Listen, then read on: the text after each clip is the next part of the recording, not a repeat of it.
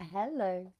If you're watching this video, you are most likely a parent living amid the mess, just like me, living amid the school runs, the nursery runs, the meal prep, the laundry, and of course your work, which often is the easiest part of all of this. You probably think you have zero time for exercise, or at least it seems like it. And I completely get it. I feel like that as well. I have minutes to fit in my little tiny bits of exercise. And that's why I'm making this video for you, because I have figured out how to condense my longer yoga practice into a much, much shorter but still effective practice. And today I want to share some of the elements with you, very simple and easy, that anyone can do in their own home, in the mess. Just wipe the mess away and you're good to go. This has really helped me to feel strong in my body, in my core, in my legs, in my upper body. And also it really helps me connect with my kind of sense of self, which is easy to forget when you are parenting away most of the day. And my sanity, doing a little mind body practice can really help you just stay a little sane, stay patient with your family, enjoy life just a little bit more without being so reactive to everything.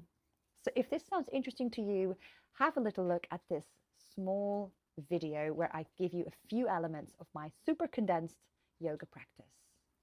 Let's go. To start off, you want to do a little bit of a warm-up. A couple of options are a lovely cat-cow movement, which I'll show you in a second. Or maybe if you know a bit more about yoga, you can do a few rounds of sun salutations. I will show the cat-cow now. I won't show the sun salutations. I'll make a video about that in the future. You want to roll the wrists a little bit, placing the hands underneath your shoulders, knees under your hips. And it's super simple. As you inhale, you arch the spine, and as you exhale, you round. Really draw the shoulder blades apart and try to round the upper back as much as you can. And again, in your own pace, you just inhale, arch, and exhale, suck the belly in, round. This is just such a fantastic way of warming up your shoulders, your core, and your back, getting all these muscles firing and moving and mobilizing the spine. The second movement is downward facing dog. So you place your hands on the mat, making sure you grip the mat with your fingers so that actually not that much pressure is on your wrists. You're really working the muscles in the hands and the wrists. Grip the mat, tuck your toes, inhale, exhale, lift your bottom towards the sky. The feet are hip width apart. A lot of people put the feet really narrow, but we want the feet nice and wide as you want. And here we want to try and relax the ankles a little. It's so normal if the ankles don't reach the ground. And perhaps you might want to just wiggle yourself a little side to side. So we feel all the sensations in the side of the body, the ankles and the hamstrings. Of course, the backs of the legs will get a really good stretch here. You don't have to stay for too long. When you first do this, it'll be really difficult and quite tiring on the arms. But after time, it'll be quite a nice position and you'll start to strengthen your shoulders. After that, we move on to a few deep squats. You can do this with your body weight, or if you have a weight at home, like a kettlebell or some dumbbells, you can use that as well. Your legs are nice and wide, toes a little bit facing that way. But to be honest, however you want to put your feet is fine. Everyone's legs and hips are just slightly different dimensions, so whatever works for you. Maybe placing the hands like this in front of the chest, or maybe grabbing like a kettlebell like this. Your choice. So we're going to go in and inhale and exhale, squeezing your thighs and bum. You come all the way up and maybe you just reach the hands up or open. Inhale down again. Exhale. Lovely. And you see, I'm showing you to go quite low. If you just go here, that's also fantastic. Wherever you go to.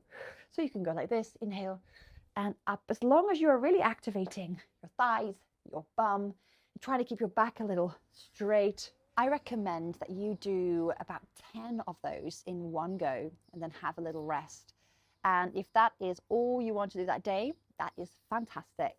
But if you want to do a few more, you can do maybe 3 rounds of 10 with a little rest in between. And now we go on to a lovely posture opening pose. Moving on to King Dancer. Let me show you.